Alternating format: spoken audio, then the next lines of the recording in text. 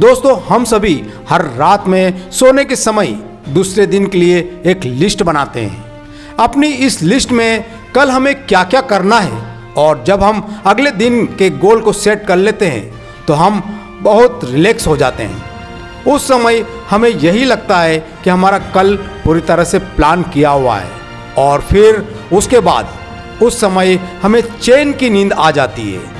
लेकिन सुबह उठकर क्या हम अपने गोल्स को प्राथमिक लेवल पर निपटाते हैं? ज़्यादातर हमारा माइंड इस तरह काम करता है कि चलो यह काम आज हुआ तो ठीक है, नहीं तो कल हो जाएगा।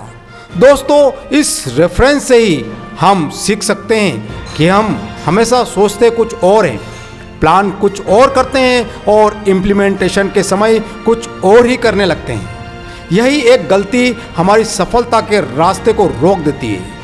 प्लानिंग करना और प्लानिंग्स पर फोकस करके काम करना दोनों ही हमारी सक्सेस स्टोरी के स्टोन पिलर्स है। एक भी अपनी जगह से हिला तो सफलता में गैप आ जाएगा, सफलता का सपना टूट जाएगा। सिर्फ सोचते रहने से कुछ नहीं मिलता दोस्तों। नाक पर बैठी मक्खी भी हाथ हिलाकर हटाई जाती है, सिर्फ सोचकर नहीं। दोस्तों, इम्प्लीमेंटेशन करके सक्सेस की डिश को तैयार कर सकते हैं। जब हम सोचते हैं तो हमें ढेरों आइडियाज़ मिल जाते हैं कि ऐसा किया जा सकता है, फिर रिजल्ट में ऐसा होगा। कॉमन लैंग्वेज पर तो ऐसे इंसान को दिन के हिसाब से विचार बदलने वाला कहा जा सकता है। यह सही है कि ड्रीम देखना जरूरी है। सफलता की शुरुआत सपने देखने से ही होती है, लेकिन जब तक आप अपने ड्रीम के लिए काम नहीं करेंगे तब तक सक्सेस मिलेगी नहीं।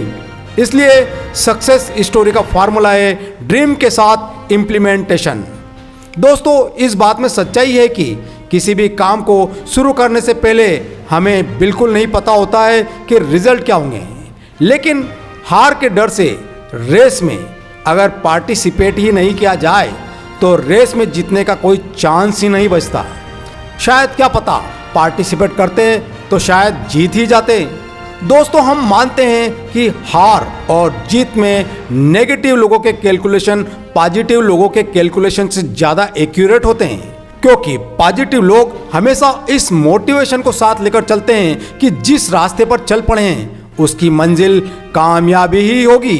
वे नेगेटिव कैलकुलेशन नहीं करते, और वहीं नेगेटिव लोगों के अनुमान इसलिए सही होते हैं कि वह सारे एस्पेक्ट स्कोर को एनालाइज करते हैं।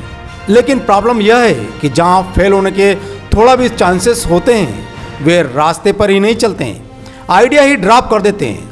दोस्तों, दोनों में फ़र्क सिर्फ इतना ही है कि जहां पॉजिटिव लोग मंजिल की ओर चल पड़ते हैं वहीं नेगेटिव कदम ही नहीं उठाते। इसलिए आप सोचिए कि जीत या हार किसकी तय है, जो शुरू कर दे या जो शुरू ही ना करे। शुरू कर दिया तो चांसेस 50-50, और शुरू ही नहीं किया तो कोई चांस नहीं बनता। नेगेटिव लोग तो रेस में शामिल ही नहीं होते। तो आपको क्या लगता है कि शुरू करना ही सही है, आगे बढ़ना ही सही है, या हार के डर से रुक जाना सही है? आज के लिए इतना ही। मैं मिलूंगा आपसे अगली वीडियो में। Love you all, bye bye.